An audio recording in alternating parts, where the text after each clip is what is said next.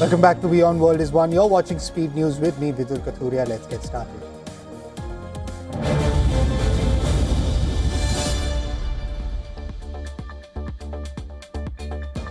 The United States has praised progress made during Ukraine peace talks in Geneva, where both countries released an updated framework that firmly upholds Ukraine's sovereignty.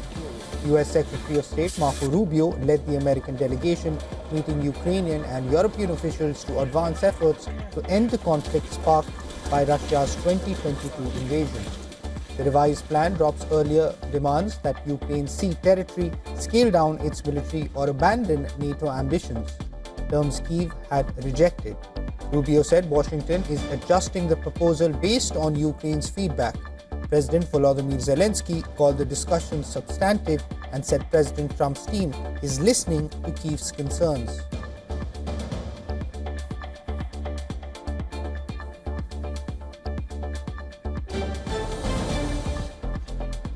Russian forces have launched a major drone attack on Kharkiv, Ukraine's second largest city.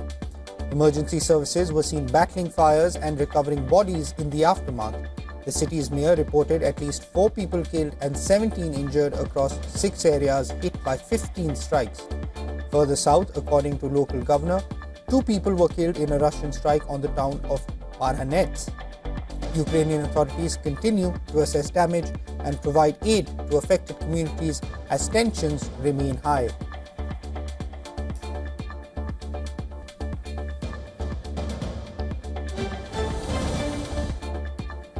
Tensions in West Asia escalated sharply as Israel targeted and killed Hezbollah's military chief Haytham Ali Tabatabai in a strike on Beirut.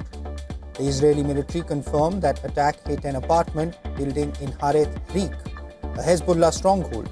Lebanese authorities report at least 5 people were killed and 28 wounded, while Hezbollah says 4 of its fighters died. Prime Minister Benjamin Netanyahu warned Israel will not allow Hezbollah to rebuild its power and urged Lebanon to disarm the group. Hezbollah condemned the attack, vowing retaliation. Lebanese President Joseph Aoun has called the international community to take a firm stand against Israel.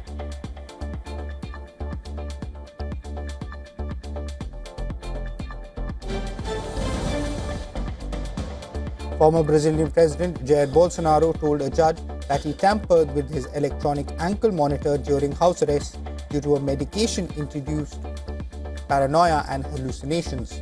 He defended his actions, insisting he had no intention of fleeing. His comments came a day after Brazil's Supreme Court ordered his transfer from house arrest to detention over fears he might flee. Bolsonaro was sentenced in September to 27 years in prison for attempting a coup after losing the 2022 election. He now awaits the outcome of his final appeal against the prison sentence.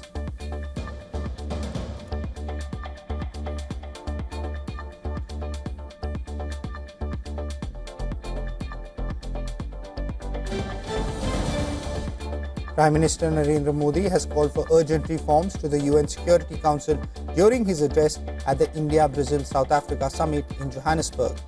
Meeting Brazilian President Lula da Silva and South African President Cyril Ramaphosa on the sidelines of the G20, PM Modi said the IPSA Troika must send a clear message on overhauling global governance structures.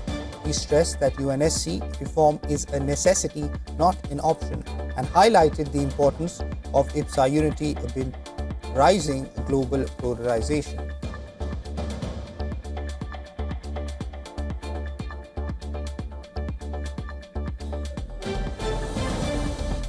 Bangladesh has once again urged India to extradite ousted Prime Minister Sheikh Hasina. According to Bangladeshi media reports, Dhaka has sent a third formal request to New Delhi. Earlier this week, Bangladesh's International Crimes Tribunal sentenced Hasina to death for crimes against humanity linked to last year's crackdown on a student-led uprising. Hasina has been living in exile in India since her overthrow. Following the verdict, Bangladesh's Foreign Ministry said India has an obligatory responsibility under a bilateral treaty to facilitate her return. India says it has noted the ruling but has not commented on extradition.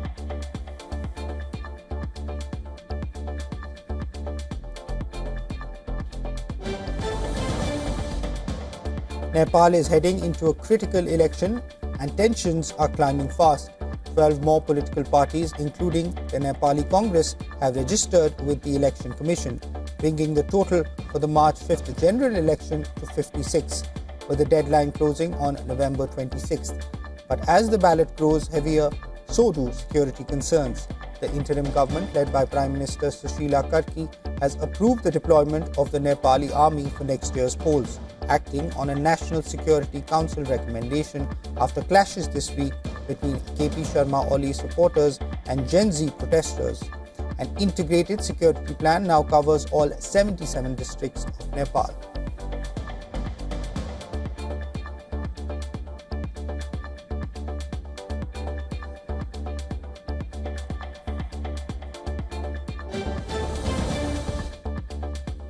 Polling station officials in Guinea-Bissau began counting ballots on Sunday evening as voters and observers gathered to watch the process in both presidential and legislative elections in towns like Nhakra and Safim. Officials publicly displayed and read out results while carefully recording the tallies. The early counts offer a glimpse of voter sentiment. President Umaro Sissoco Embalo is seeking a historic second consecutive term, while his main challenger, Dias, is backed by Guinea-Bissau's independence movement. A runoff will take place if no candidate secures over 50% of the vote.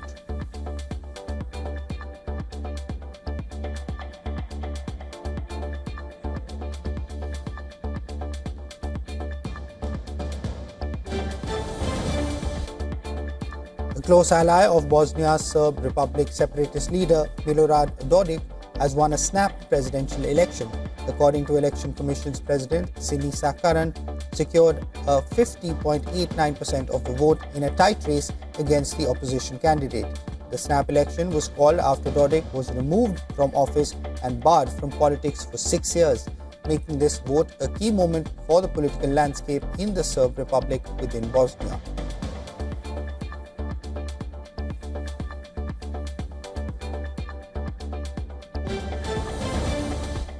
Slovenian voters have rejected a law that would have legalized assisted dying for some terminally ill adults, with unofficial results showing 53.43% opposed and 46.57% in favor. The law, passed by Parliament in July, was put to a binding referendum following a citizens' initiative led by right-wing politician Ales Prim. Prim hailed the result as a victory for the culture of life, while supporters of the law argued it would have alleviated suffering for adults facing unbearable pain with no hope of recovery. The outcome marks a significant decision on a deeply divisive ethical issue in the country.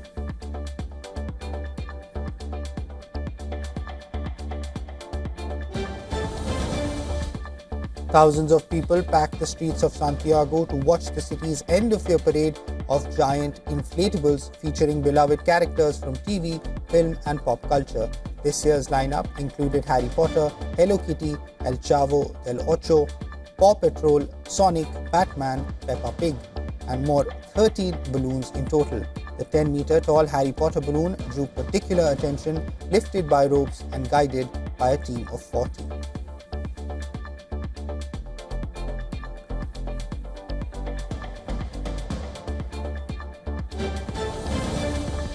Hundreds marched in Rio under a giant rainbow flag to mark the 30th anniversary of the city's LGBTQ+ parade. Participants gathered along the bustling Copacabana beach promenade, wearing colourful attire and celebrating under the motto 30 years making history, from the fight for the right to exist to building a sustainable future. Rio hosted Brazil's first Pride Parade in 1995, paving the way for other cities to highlight the community's demands. The movement reached a peak in 2000, with Sao Paulo's parade now considered the largest in the world, according to the Brazilian news agency.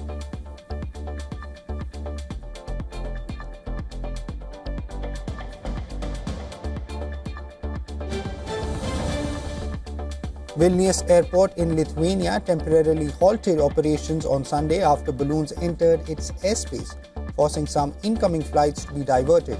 Restrictions were lifted today in the morning. This marks the 9th closure at the Lithuanian capital's airport since early October, as European aviation faces repeated disruptions from drones and weather balloons. Lithuanian authorities say the balloons used to transport contraband cigarettes from Belarus represent a hybrid attack, blaming President Alexander Lukashenko for allowing the practice. Belarus has dismissed these measures, calling them a crazy scam and accusing the West of waging a hybrid war.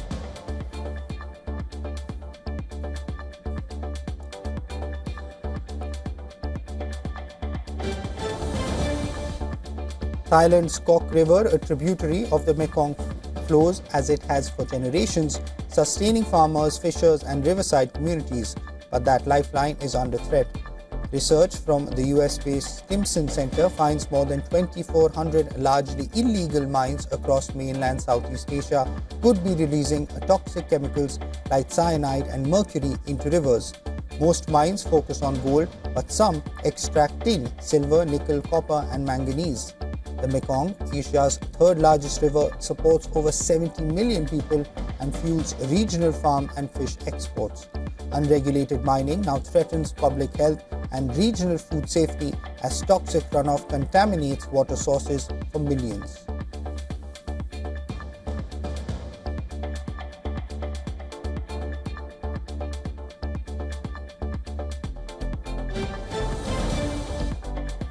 In India, the air quality in Delhi remained in the very poor category, with the overall air quality index at 391.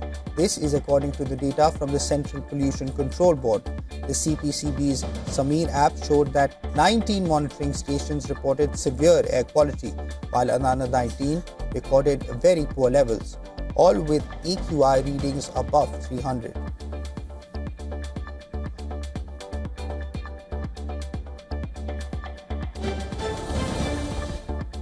As a world-first ban on users under 16 takes effect on December 10th in Australia, YouTube star Jordan Barclay, who has built a company worth $50 million, says that produces gaming content for 23 million subscribers, says he may leave Melbourne, warning that advertisers could flee the country once the ban begins. Researchers say the impact could be immediate and severe. Creators in Australia earn about 18 cents per 1,000 views and could lose sponsorships if followers under 16 disappear overnight. The ban requires platforms to block more than 1 million accounts, with penalties rising to 49.5 million Australian dollars for systemic breaches.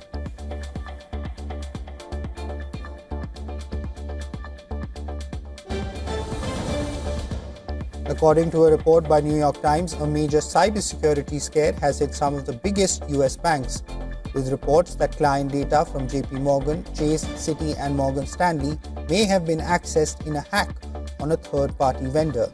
The New York Times says the breach took place on November 12th, targeting Citizens, a New York-based technology provider for real estate lenders. The company confirmed a cyber attack, saying information from its systems was compromised and data linked to some clients' customers may also be impacted. Citizens did not name which financial institutions were affected, but said the breach files included corporate data, accounting records, and legal contracts related to certain client deals.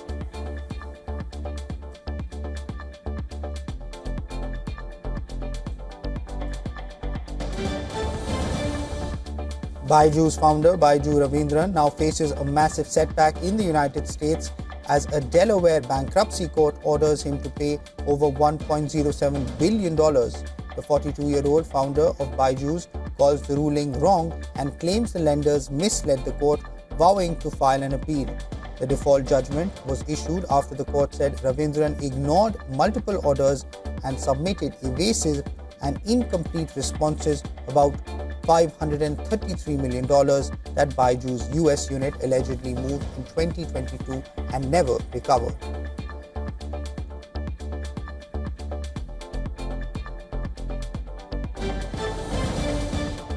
Asian markets opened the week on a cautious footing as investors reassessed expectations for a near-term US Fed rate cut.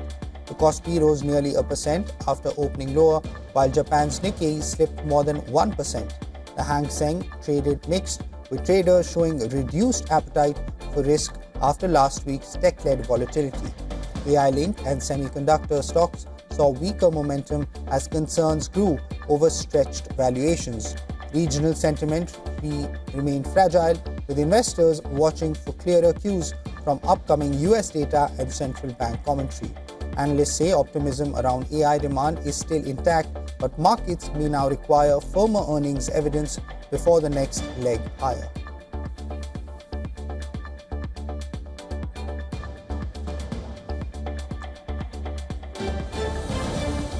Eli Lilly becomes the first pharmaceutical company in history to hit a $1 trillion market valuation, powered by the explosive global demand for weight loss drugs. A 35% stock surge this year reflects investor confidence in Lilly's dominance in the booming obesity market, now one of healthcare's most lucrative segments.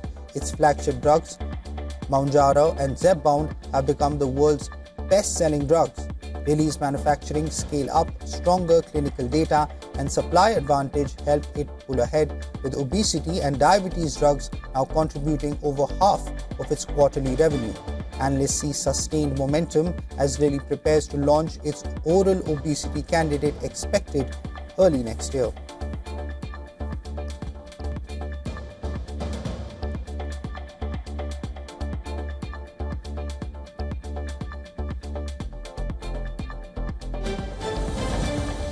Japan's early signals from next year's annual wage negotiations point to another strong round of pay hikes, reinforcing expectations that the Bank of Japan may raise interest rates again.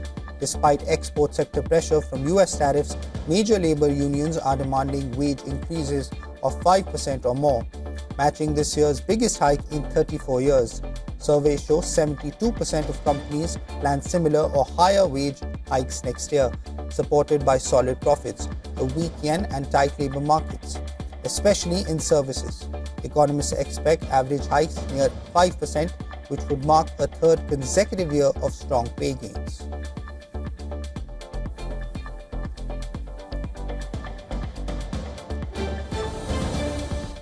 The UK government is launching a consultation on a new British industrial competitiveness scheme that could cut electricity costs by up to 25% for over 7,000 manufacturers starting in 2027.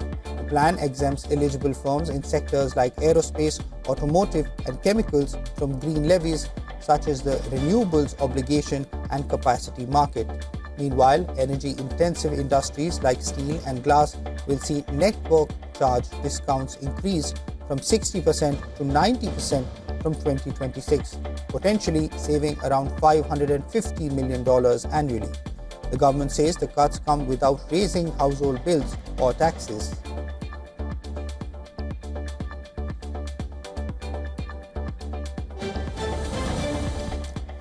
Indian women continue to fly the country's tricolour high. Just weeks after India's triumph at the ICC Women's ODI World Cup, India have now won the inaugural blind Women's T20 World Cup, beating Nepal by 7 wickets. Opting to field first in Colombo, India restricted Nepal to 114 for 5. India overhauled the target in just 12.1 overs. Opener Phula Sareen was the standout player for India, scoring an unbeaten 44 of 27 balls.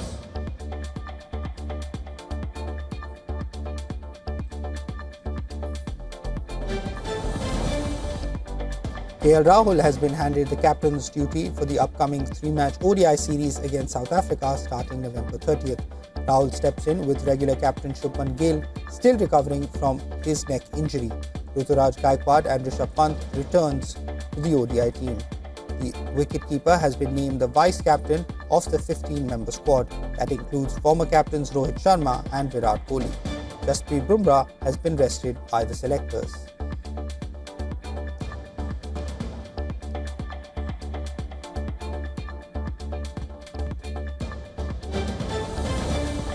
McLaren's team principal Andrea Stella has apologized to Lando Norris and Oscar Piastri after both were disqualified from the Las Vegas Grand Prix for technical infringements.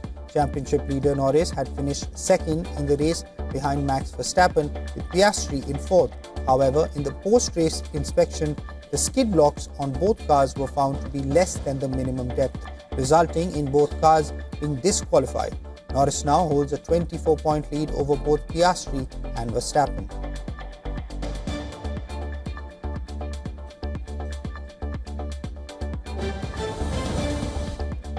BAFTA Breakthrough Fellow Sindhu Srinivasan Murthy is set to direct Teacher's Pet. The movie is coming-of-age comedy set in an all-girls Catholic boarding school in India. The project is being showcased at the International Film Festival of India. The film follows Rinki, an ambitious overachiever aiming to become a girl whose plans go off course when she finds herself competing against her former best friend. The production is slated to begin in December 2026 in Madhya Pradesh.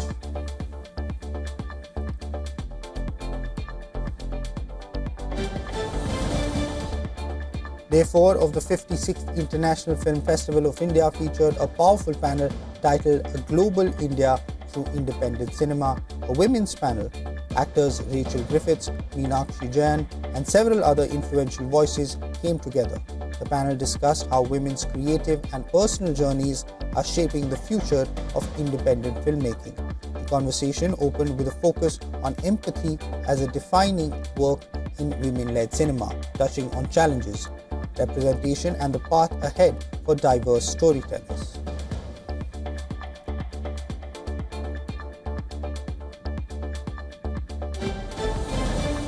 Musician Donald Glover, also known as Childish Gambino, revealed that he suffered a stroke last year.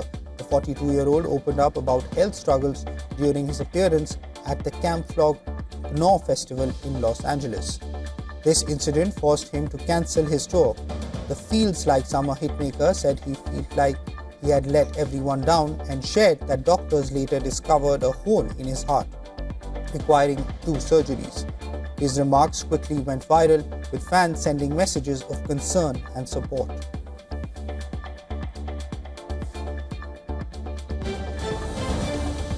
Fans and admirers gathered in Milan to pay their respects to legendary Italian singer Ornella Vanoni. The late star's lying in state was held at the Teatro Piccolo. Vanoni breathed her last at the age of 91. The singer died on 22nd November at her home in Milan following a cardiac arrest. She was known for her timeless hits like Senza Fine and enjoyed a remarkable 7-decade career that made her one of Italy's most beloved performers. Her funeral is being held today at the Church of St. Mark in Milan.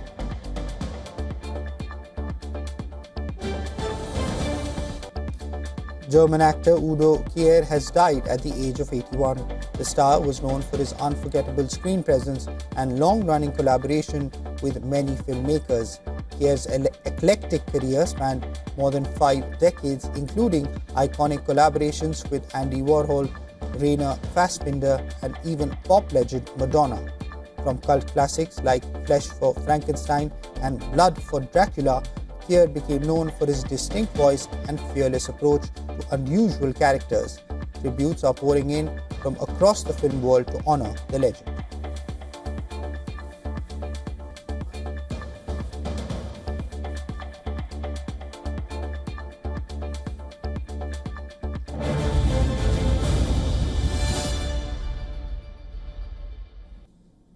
That's it on this edition of Speed News. News and updates will continue on the other side of this short break. Keep watching WION World is One.